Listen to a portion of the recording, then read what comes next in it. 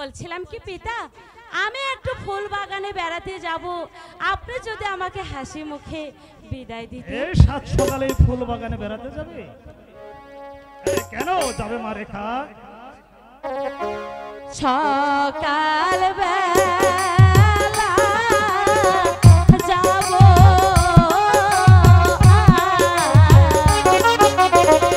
ও পিতা ফুলের বাগানে, ও পিতা ফুলের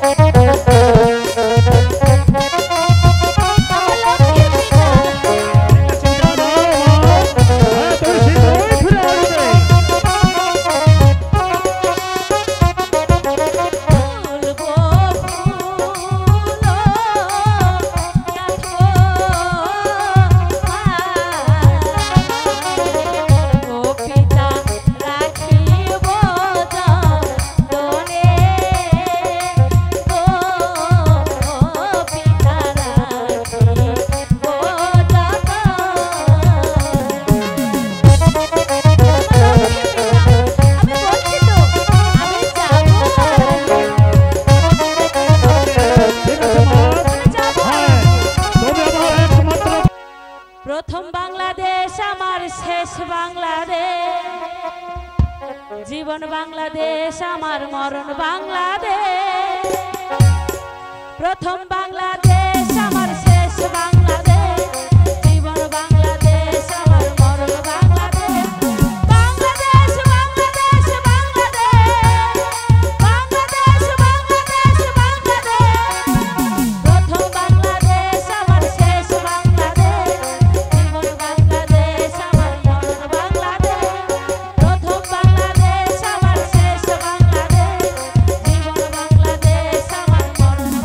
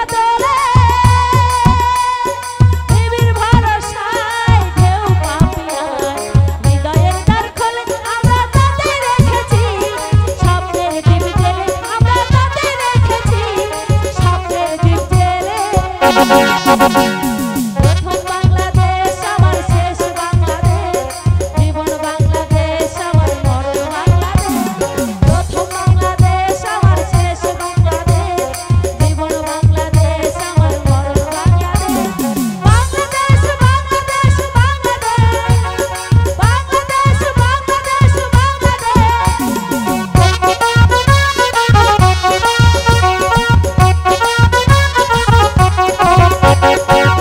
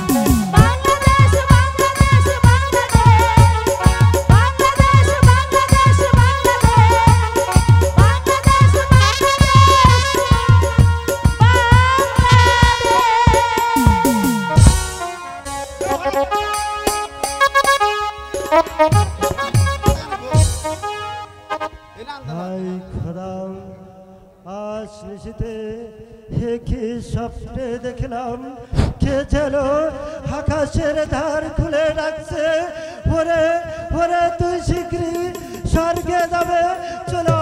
আমার মন বলছে আমার মৃত্যু অতি নিকটবর্তী, আর আমার একমাত্র শিশুপুত্র কামালকে আমি মানুষের মতন মানুষ করতে পারলাম না খোদা। আর আমার এই রূপনগরের সিংহাসন আমি কার হাতে অর্পণ করে যাব খোদা? বলো খোদা বলো।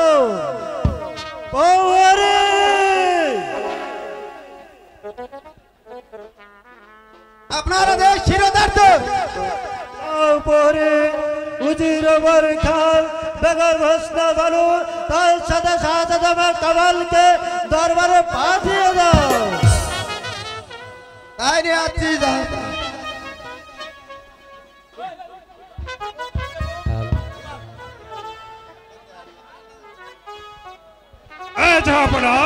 আমাকে কেতনে স্মরণ করেছেন জাহাপনার? উজির সাহেব একই স্বপ্নে দেখলাম কে যেন আকাশের ধার খুলে ডাকছে, ওরে ওরে তুই শীঘ্রই স্বর্গে যাবে চলে এসো। আর আমার মন বলছে আমার অতি নিকটবর্তী হাত ছাড়িয়ে ডাকছে। জাহাপনা আপনি কি বলছেন জাহাপনা? আমি আর বাঁচবো না। আমার একমাত্র শিশু কাকলিজা টুকরা শিশু কামাল আর এই রূপনগরের সিংহাসন আর আপনার হাতে অর্পণ করে গেলাম। আমার রূপনগরের হিন্দু মুসলমান প্রজাগণকে আপনি তার পুত্র তুল্য ছেলে করবেন। এই রাজ্যময় প্রজাদের ধৈর্যই আপনারা হবেন সুখী, আর তাদের দুঃখেই আপনারা হবেন দুঃখী।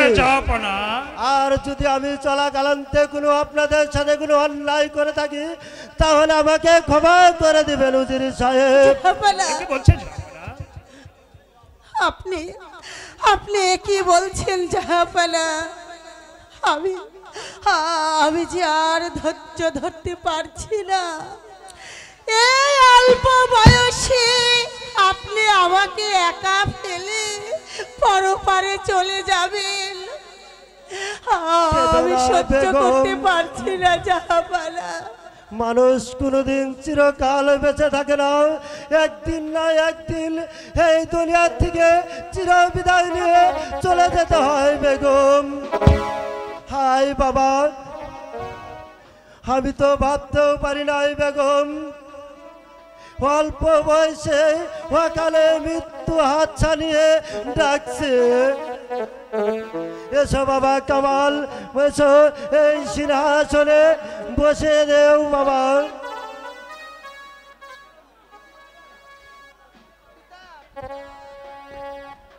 পিতা পিতা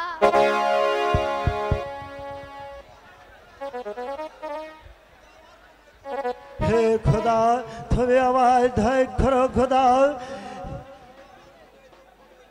আর আমার এই মনে দুঃখ রইল, আমি এই রূপনগরের সিংহাসনে আমার জীবিত থেকে থেকে যেতে চাই। আমার শাহজাদা কামালকে আমি এই সিংহাসনে বসিয়েছি।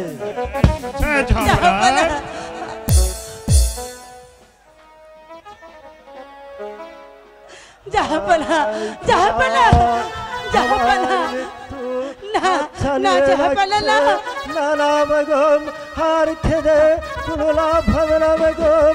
বাবা কামাল দর, বাবা কামাল দর। শেখ লা ইলাহা ইল্লাল্লাহ।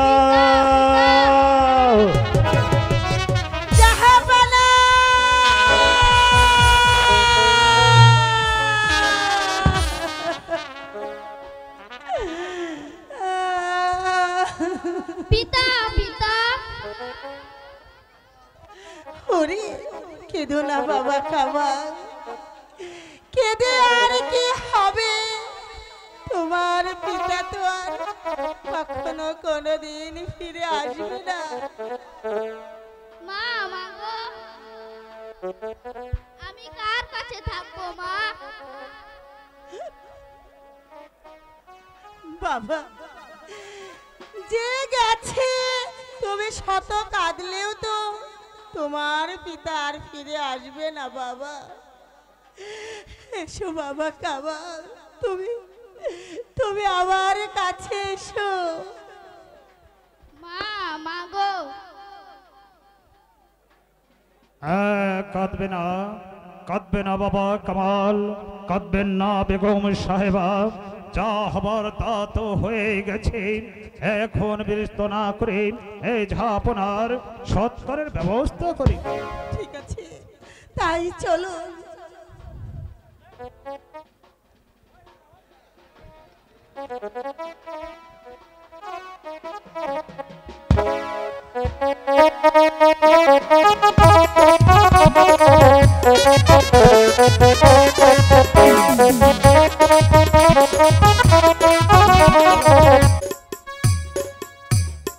শ্রাবতী জাফর আলী খান উজির সাহেব, এই নবাব থেকে এই বেগম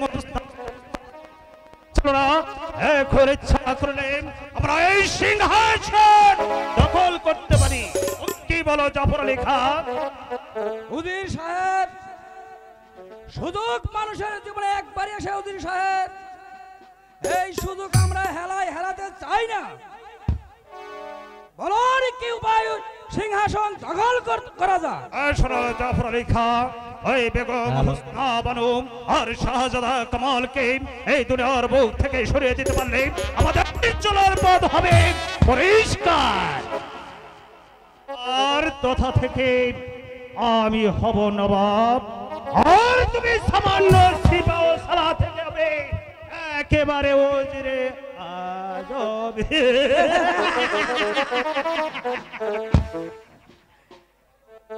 বেগম সাহেবাকে বাবা হত্যা করে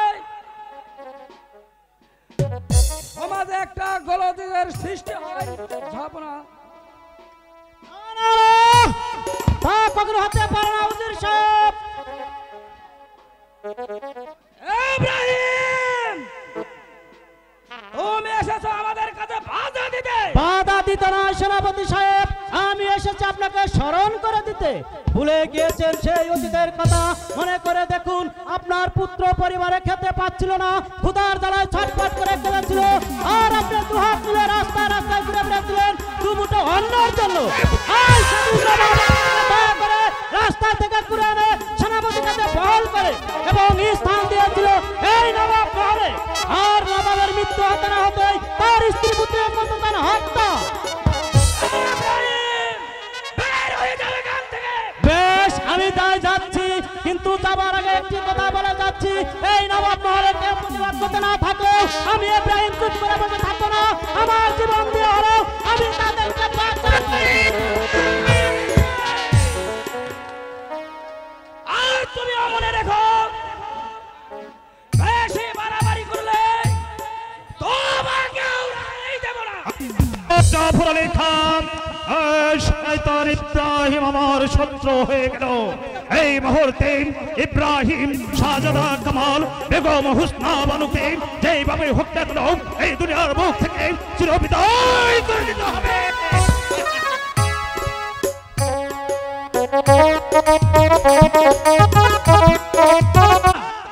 निर्मम हत्या, शिशु कामाल का हत्या, बेगम होसना बानु के करवा हत्या, और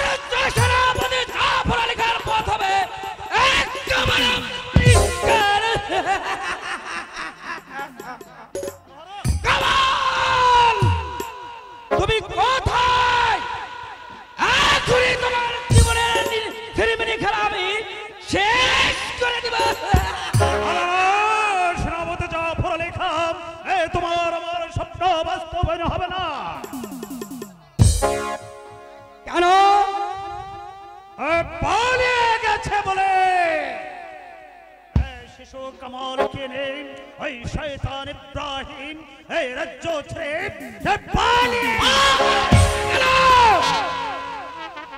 আশ্চর্য, আমি দেখ কিছুতেই ভাবতে পারছি না। শত শত পাহারা থাকলে ইব্রাহিম শিশু কামালকে নিয়ে পালিয়ে গেল। আমিও তাই ভাবছি জাফর আলী খান এই শত শত পাহারা থাকা সত্ত্বে এই শয়তান ইব্রাহিম শাহজাদা জামালকে নিয়ে কিভাবে পালিয়ে গেল।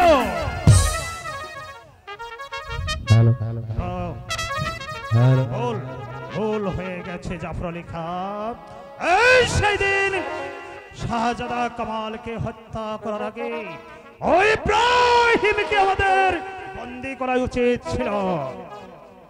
এ বাবা, আপনি নিশ্চিত থাকুন সেনাপতি সাহেব। এই বেঈমান দুটিকে ধরে এনে আপনার সম্মুখে তাই করতে হবে সেনাপতি জাফর আলী খান, তাই করতে হবে। এই যতক্ষণ পর্যন্ত ওই শাহজাদা কামাল আর ইব্রাহিমকে হত্যা করতে না পারবো ততক্ষণ পর্যন্ত আমার কোনো শক্তি নেই, শক্তি নেই।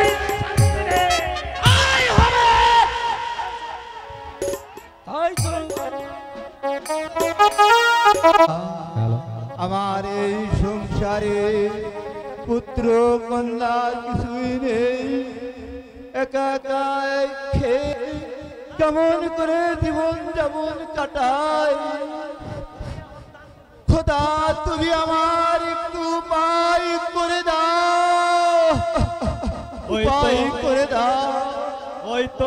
ওই তো দেখা যাচ্ছে কদমালি চাষার বাড়ি। কদমালি বাড়ি আছো? কদমালি কে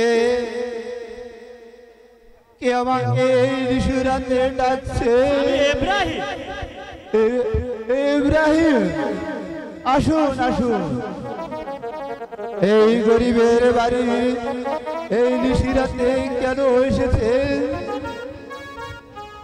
আমি এসেছি এই ছেলেটিকে তোমাকে দান করতে। ওকে যত্ন করে মানুষের মতো মানুষ করবে, এসে চিরদিন তোমারই থাকবে।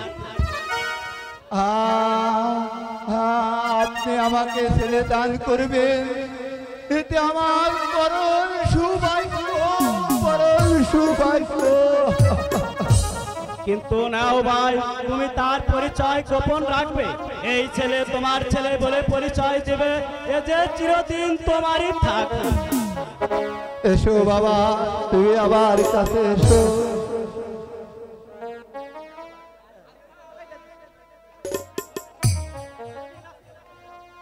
আজ থেকে তুমি আমার কাছে বড় হবে, উচ্চ শিক্ষা করে মানুষের মতো মানুষ করে তুলব।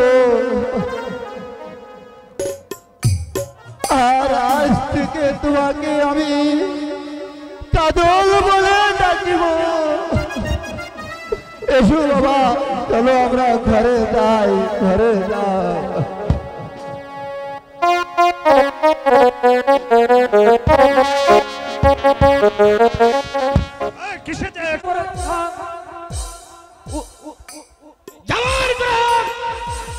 ওই শয়তান দুটিকে ধরে এনে আপনার সম্মুখে আমি নির্মমভাবে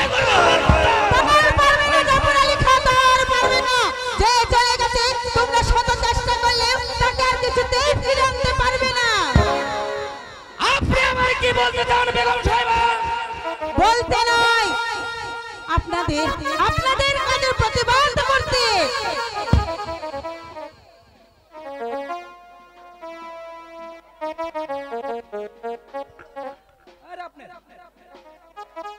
মেহেরবান খোদা তাআলা যার ভাগ্যে মৃত্যু লেখেনি, আপনারা শত চেষ্টা করলেও তাকে কিছুতেই মারতে পারবেন না। তাই তো শাহজাদা কামাল আপনাদের কাছ থেকে মুক্ত।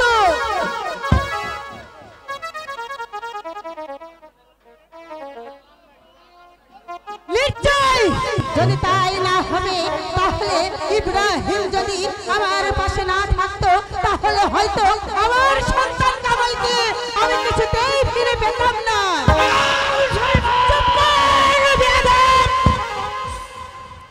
আজকে আজকে আমি আমি তোদের হারে হারে চিনতে পেরেছি, তাই তো ভাবছি তোদের মতো শয়তান শাস্তি দেওয়া উচিত।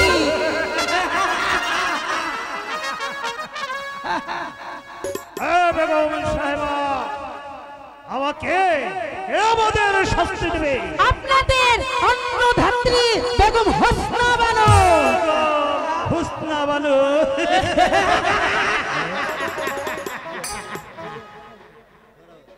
বেগম সাহেবা, আপনিও হয়তো জানেন না এই নবাব মহলে সবাইকে আমরা অর্থের বিনিময় করে ফেলেছি। এখন আপনার জীবন মরণ এখন আমাদের এই হাতে। এত বড় সাহস, এত বড় সাহস তোমাদের! আমারই সামান্য বেতনভুক্ত কর্মচারী হয়ে তোমরা আমাকে করতে চাও বন্দি? এই দেখছিস?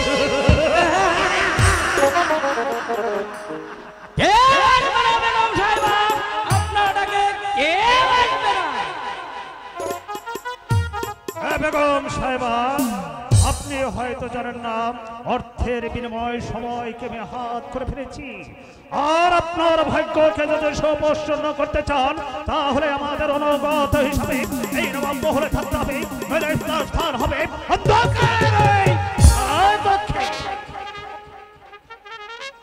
হে মেহেরবানি খোদা, এই যে লিখেছিলি আমার কপালে, এই কি তোমার লেখা? একদিন যারা আমার হুকুমের চাকর ছিল তাদের হাতে আজ আমাকে বন্দী হতে হবে। তুমি এই নিমু খারাপদের শাস্তি দিও খোদা, এই নিমু খারাপদের শাস্তি দিও।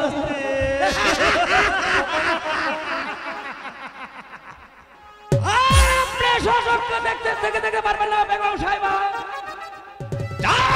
এবার ওই কারাগারে দেয়া কোথায় প্রহরী? আদেশ করুন, বন্দী করো এই বেগম সাহেবাকে। নিয়ে যাচ্ছি হুজুর।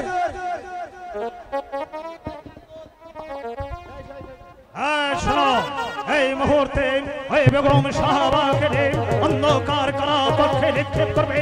আর তথ্য খেয়াল রাখবে ওই বেগম সাহেবা যেন ওই কারাগার থেকে কিছুতে বের হতে না পারে। যাও, ওকে নিয়ে যাও। হুজুর,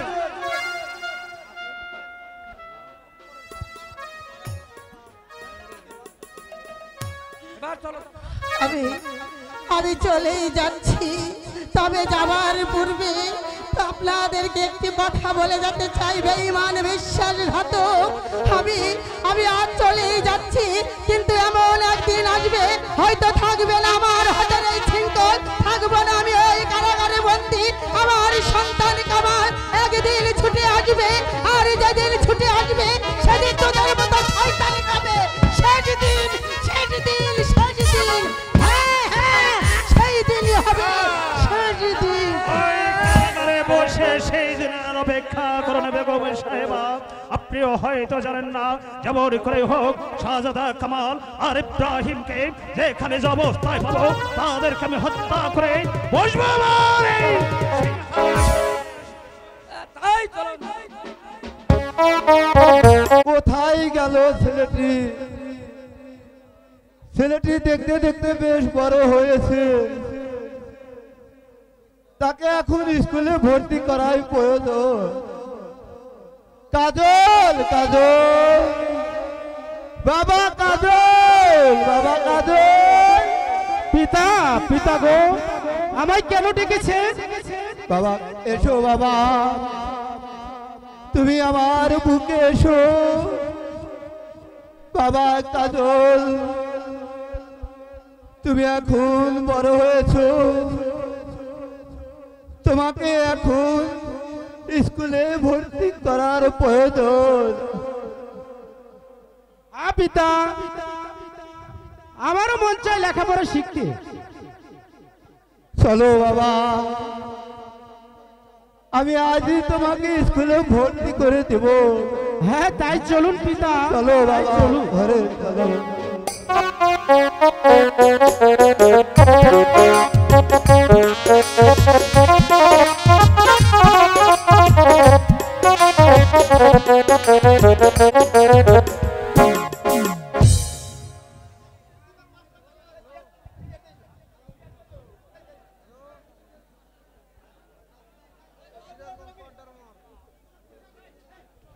হ্যালো হ্যালো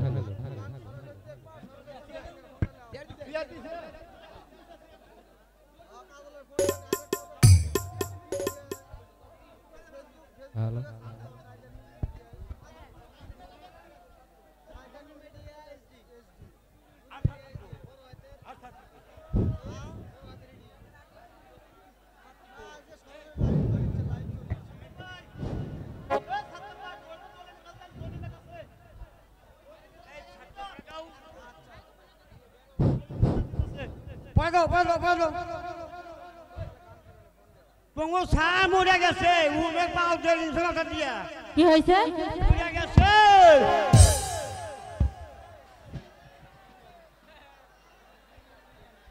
তুই স্যারের চেয়ারে বসছিস কেন? ওঠ।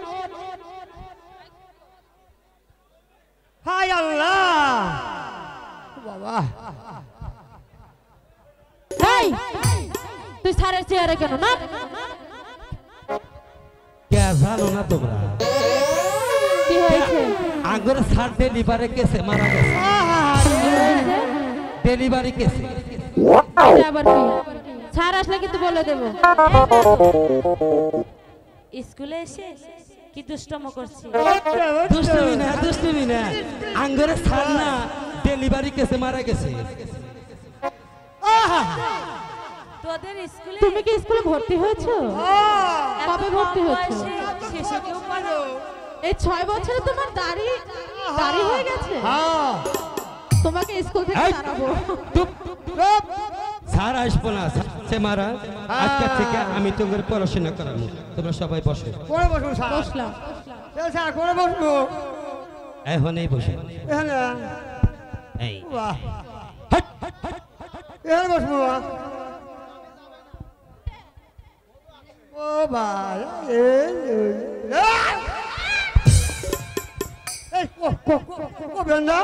দুষ্টুমনি করো না। কে তোমার জ্বালাই নাই? আচ্ছা আমি এর কাছে এসে বসো। আস্তে আস্তে। তোমার নাম কি? আমার নাম হ্যাঁ। আহারে মদন।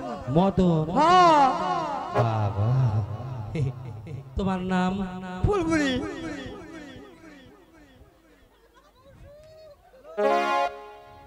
শোনো শোনো স্যার তো আর নাই। হ্যাঁ এখন তোমার স্যার হচ্ছে আমি। আমি যা যা পড়া দিব মনোযোগ সহকারে তোমরা পড়বে। ওকে? এই যে শোনা তোমার পড়া, এই যে মা বোনরা জাটা জুতাটা নিয়ে এসে নাগে কয়ে দিলেন। তোমার পড়া দুমরা বাল, মাঝখানে নাল, স্বামী আছে যতদিন দিতে হবে ততদিন। এটা তোমার পড়া। ওখানে এই, ও মুখ দিয়ে বলেনি।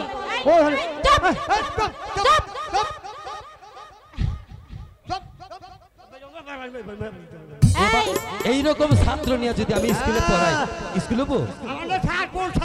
তুই যাকে পড়া দিয়েছিস সে মুখ দিয়ে কথা পড়া বলেনি। ওকে বল যে কথা বলতে। এই যে তোমার পড়া দুই সাইডে বাল, বলো হাতাতে। দুই সাইডে বাল, মাঝখানে নাল, মাঝখানে নাল, স্বামী আছে যতদিন স্বামী আছে যতদিন দিতে হবে ততদিন। দিতে হবে ততদিন। এটা তোমার পড়া। ঠিক আর আছে। এই যে আমার স্কুলের শিশু ছাত্র, ওঠো। কোন স্যার কোন? তোমার পড়া। শিশু? হ্যাঁ রে শিশু ছাত্র। তোমার পড়া হ্যাঁ স্যাপটা নেরবে, কুয়াটা ঘুরা। হ্যাঁ কোন কোন? স্যাপটা নেরবে, হ্যাঁ ঠেলে দিলে পের পের। আল্লাহ এটা তোমার পড়া। ওখানে বসো। কোন কোন পড়া? এই তুই বললি না কেন? এই পড়া বললি না কেন? অপরাধ করে করবো, মস্ত করবে। ঠিক করবে। এই যে শোনা নিডিস, তোমার পড়া বলো। ঢুকাইয়া হই। তুমি আমাকে দেখে ভয় করো কেন? ভয় করি না আমি, তাহলে? ডরাই। কি আর্থিং করে? আমি ভয় করি না, ভয় আমি আমি পাই না, আমি খালি একটু ডরাই তাই।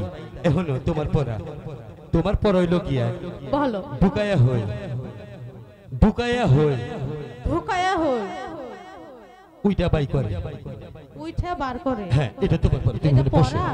হ্যাঁ স্যার আসুক আমি সব বলে দেবো। এরা স্যারের হাতে বাড়ি কেমন? এই কি পড়া দিয়েছিস স্যারকে বলবো না? ও ছাড় তো স্যার আসলে আসবো বলবো না? ছাড় গেছে মারা, ছাড় আসবো কেমন করে? আমাদের স্যার মারা গেছে আর আমরাই জানি না। এই জন্য তো আমি আজকে নতুন মাস্টার। দেখি। এই যে তোমার পরা কাছে যাই না। ভাই একটু রিভাইভটা কমায়েন, ভোকালের একটু রিভাইভ কমায়েন, ক্যামেরায় ঢুকতেছে সম্পূর্ণ হল হয়ে যাচ্ছে, একটু সরা কমান দিব। রিভাইভ একটু কমায়া। না না পিলা কর মুখে মিটপাটটা বাড়ে পাগল রাখে। নাহি, আমি নীলা করবার কারি কিন্তু পিলা করা হারবো না। মধু আসবে। মধু কেন? এই তুমি ঠিক মতো আসাও তো, আবার ঠিক মতো পড়াশোনা করবে। পড়াশোনা করে যে গাড়ির নিচে পড়া মরে সে, এটা তো এটা বুঝা লাগবো। আচ্ছা তোমাকে পড়া দিলাম না, হ্যাঁ, মনে মনে সবাই পড়ো। এই জন্টু মন্টু এত স্কুলে গোলমাল করছিস কেন? বস এখানে বস। তারপর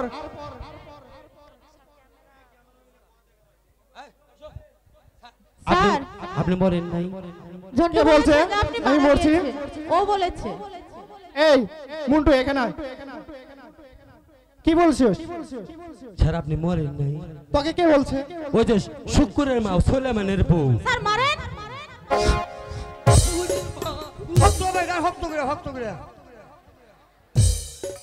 এই সে কি সত্যি কথা বলে? আমি তো শুক্রের মায়ের মুখে জীবনে সত্যি কথা শুনি নাই, কিন্তু মরার কথা কেউ কি মিশা কথা কব? তা তোকে কে বলছে? ওই তো শুক্রের মা সোলেমানের বউ। দেখ বেদব। ঠিক আছে ঠিক আছে, এখন তোমরা বসো। আমি কোনে বসবো? তুই এখানে বয়। আমাকে একটা পড়া দিয়েছে, কি পড়া দিয়েছে? দুই সাইডে বাল মাঝখানে নাল, স্বামী আছে যতদিন দিতে হবে ততদিন। তোমাকে এই পড়াটা কে দিয়েছে? ওই জন্টু দিয়েছে স্যার। এই জন্টুকে কান ধরে নিয়ে আসো তো। জন্টু এদিকে এদিকে এদিকে। আরে মরছে। এই জন্টু ওকে কে পড়া দিয়েছে? কি কাক পড়া দিছি? তুই না বলে ওকে পড়া দিছিস? এই নেডুস, এই তুই তো আমাকে পড়া দিলি। তোমাক কি পড়া দিছি? দুই সাইডে বাল মাঝখানে নাল, স্বামী আছে যতদিন দিতে হবে ততদিন। এর উত্তর কি বলতো? স্যারে পড়া আমি দিছি। আচ্ছা বলতো এর উত্তরটা কি? আচ্ছা এই বাংলাদেশের মানুষ এটাকে কি বলে? চুল। ভারতের মানুষ এটাকে কি বলে? বাল। আচ্ছা এই যে মহিলারা তো দুই সাইডে হিন্দি করে, করে না? হ্যাঁ করে। তাহলে দুই সাইডে পাল, মাঝখানে হিন্দুর লাগায় না? ও আচ্ছা ওটা সেই কথা। ওটা দেখতে লাল, তাহলে দুই সাইডে বাল মাঝখানে লাল। ওগর স্বামী যতদিন পয়সা থাকে ততদিনই কিন্তু নেয়, মইরা গেলে আর কিন্তু নেয় না। ঠিক আছে ওখানে বস। স্যার হ্যাঁ ঠিকই বলছে। দেখি তারপর তুমি বলো তো তোমাকে কি পড়া দিচ্ছে? ও প্রাণ পড়মুনা পড় স্যার। ও প্রাণ পড়মুনা পড়মুনা পড়মুনা। কে কি হয়েছে? পড়মুনা আমি। দেখি বলেন। দেখি ও শিশু, কি? ও শিশু ছাত্র ছাড়, ও বলতে পারবে না। আচ্ছা ছেড়ে দিন। তুমি বলো তো। ছোট ওয়ানে ভর্তি হয়েছে। ওখানে এইরকম করে বলছে। আচ্ছা আপনি বলুন আপনাকে কি পড়া দিয়েছে? এই সে কথা। এই খাইছে আমার যে কি পড়া দিছে। এই কি যেন পড়া দিয়েছিল ভুলে গেছি।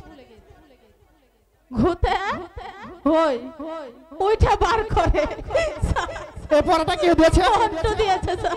ওকে কান ধরে এখানে নিয়ে আসো। স্যারও কোথায়?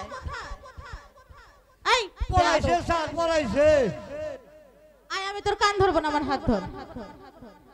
আরে কিছু হবে না, ধর। এই তুই ওকে কি পড়া দিছিস? কি কি তোমাকে কি পড়া দিছি? ওই যে খারায় বার করে নাকি কি জানে একটা পড়া। আচ্ছা এর মানে কি সেটা বলতো।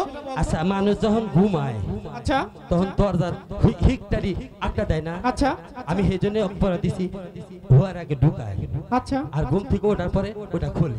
আচ্ছা সেই জন্য আর পড়া দিছি ভোয়ার আগে ঢুকায়, ও আচ্ছা ওঠার পরে বাই করে। তোর তো মাথায় অনেক বুদ্ধি। আমার বুদ্ধিতে হয়তো আমি 17 বছর ধরে স্কুলে আছি, এখন তো স্কুল দেওয়ার হলাম না। তুই তো ক্লাস 1 থেকে 2 তে উঠতে পারলি না। এই তো যা ওইখানে বল। বল এখানে বল বেয়াদব সাহেব ওইখানে বল। পাচ্ছে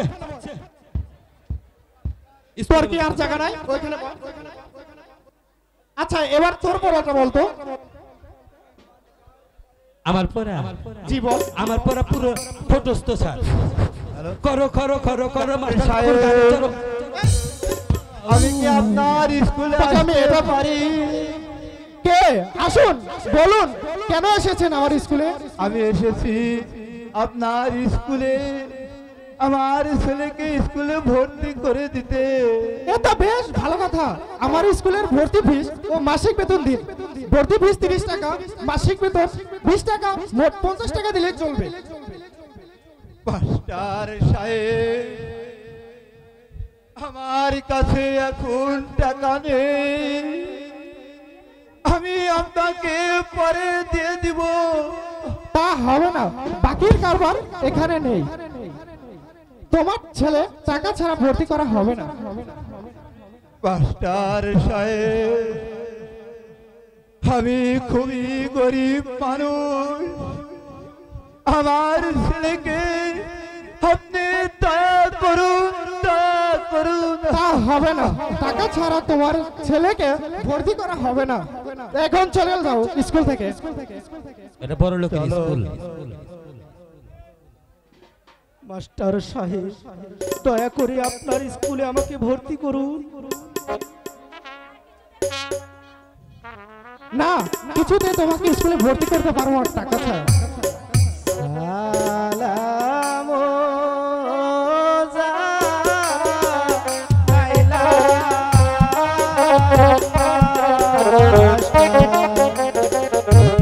মাস্টার আপনার জনে ও মাস্টার আপনার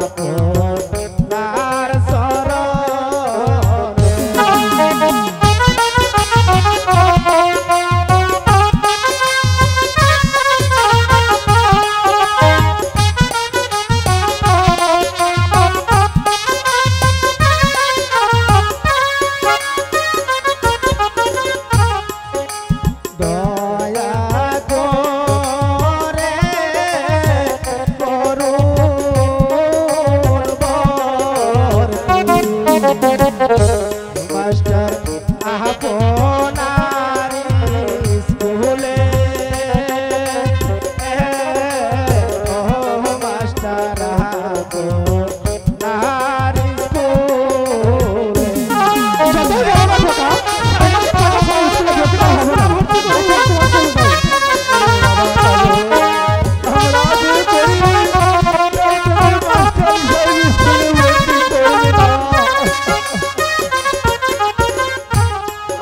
আমি যে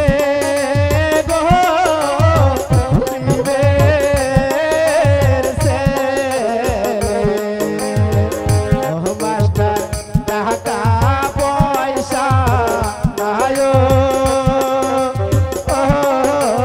ও মাস্টার টাকা পয়সা নাই।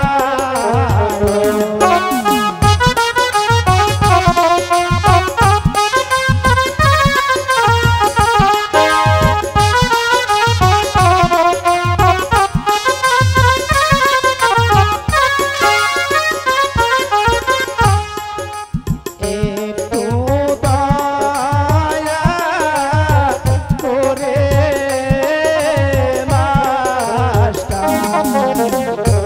মাস্টার শহরনে দেন থায়, ও মাস্টার শহরনে দেন থায়। যতই বলো না খোকা, তোমাকে টাকা ছাড়া স্কুলে ভর্তি করা হবে না। এখন তোমরা চলে যাও। বাবা কাদো পিতা আমরা গরিব, তাই টাকা পয়সা দিতে পারবো না বলে মাস্টার তাকে স্কুলে ভর্তি করবে না, করবে না। কেন পিতা কেন?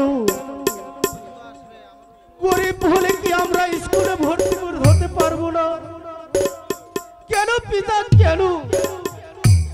গরিবের কি লেখাপড়া করতে মন চায় না? বলুন পিতা বলুন। না, গরিবের লেখাপড়ার কোনো প্রয়োজন নেই। যাও মাঠে গিয়ে কাজ করো আর ভাত খাও। যাও এখান থেকে যাও। এর পরলোকের স্কুল যাও। দাঁড়াও যুবক, ছাড়। এই ছেলেটিকে আপনি তাড়িয়ে দিবেন না। বুঝবে না রেখা? তাকে আপনি দয়া করে স্কুলে ভর্তি করুন। গরিব হলো সেও তো মানুষ, তারও তো মন চায় লেখাপড়া শিখতে। তুমি বুঝবে না রেখা, গরিবদের লেখাপড়া হয় না, কারণ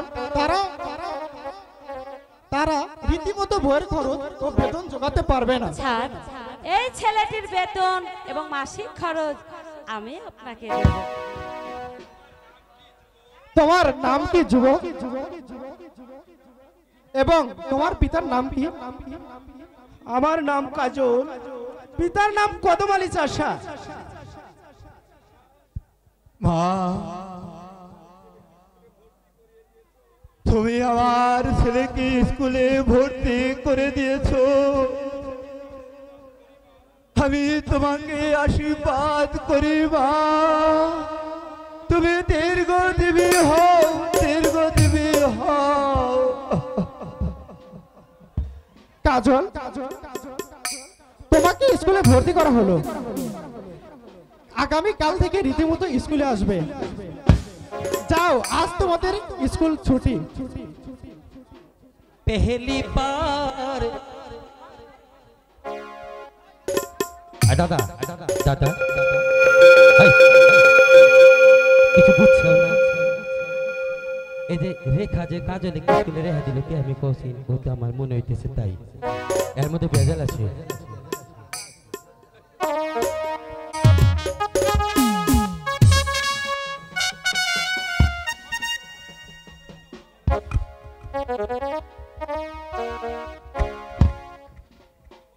আমি এখন হলাম এই রূপনগরের নবাব। আমার হুকুমে সমস্ত লোক ওঠা বসা করবে, কিন্তু আমার পথের কাটাম এই শয়তান ইব্রাহিম আর সাজদা কামালকে যতক্ষণ পর্যন্ত হত্যা করতে না পারবো ততক্ষণ পর্যন্ত আমার প্রাণে কোনো শান্তি নেই, আমার প্রাণে কোনো শান্তি। পিতা, পিতা আপনি এখানে, আর আমি কিনা আপনাকে সারা প্রাসাদ খুঁজছি। সারা প্রাসাদ খুঁজছো? তাহলে আজও তুমি স্কুলে যাওনি? না পিতা, আজ আমি স্কুলে যাইনি, কারণ আমার মনটা বিশেষ ভালো নেই। বলছিলাম কি পিতা, আমি একটু ফুল বাগানে বেড়াতে যাব, আপনি যদি আমাকে হাসি মুখে বিদায় দিতেন। এই সাত সকালে ফুল বাগানে বেড়াতে যাবে? কেন যাবে মা রেখা? সকাল বেলা যাব